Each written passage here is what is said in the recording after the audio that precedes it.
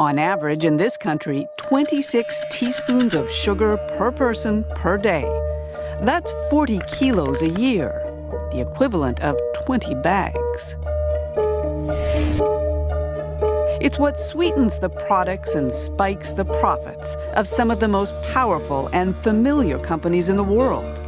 The food industry is one of the biggest manufacturers in North America, nearly $1 trillion in sales every year, and it couldn't do it without sugar. Here's the line showing our sugar consumption for the last 50 years. Here's the number of people who've become overweight and obese. Now, look at this line. It's for cases of type 2 diabetes. And this one, diseases of the heart.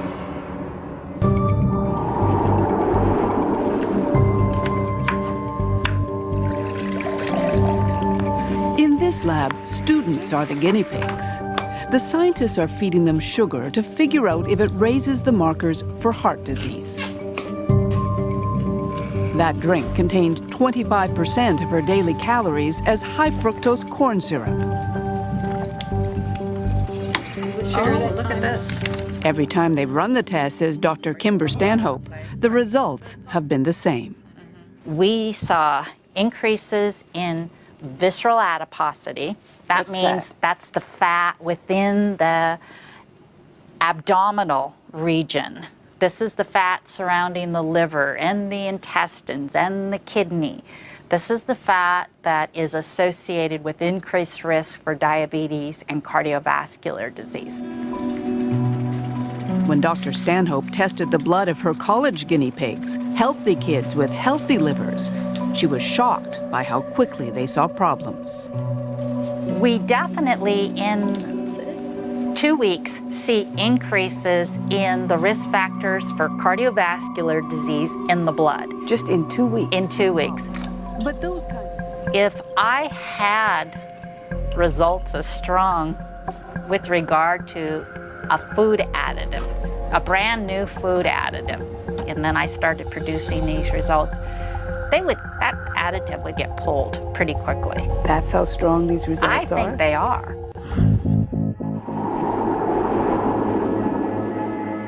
One of the criticisms of the anti-sugar scientists is that too much of their evidence comes from animals, not humans. That said, here at Brown University in Rhode Island, they're doing studies they think should make a lot of humans nervous. This rat is perfectly healthy. Put him in a vat of water and he finds his way to safety every time. 5.2. Now, look at this guy. What he's been eating is the equivalent of a North American diet, complete with all the fats and sugars we regularly consume. He doesn't know where to go. His brain has been damaged.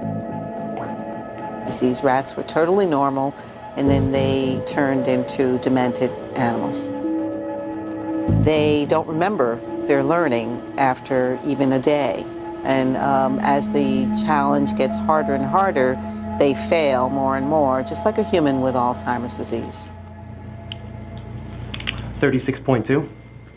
In this lab, the belief now is that Alzheimer's is really diabetes of the brain, linked to insulin levels, which can be affected by too much sugar. Professor Suzanne Delamonte. Insulin resistance, we now know, can occur in any organ. It can occur in the muscles, that's what diabetes is. It can occur in the liver, that causes fatty liver disease. It can occur in the ovaries, that's polycystic ovary disease. And it can occur in the brain, and we think that's Alzheimer's. The American Heart Association now recommends that people cut back on added sugar dramatically. Women should have no more than 6 teaspoons a day, men 9. Don't forget the total sugar intake in this country per person is 26 teaspoons a day.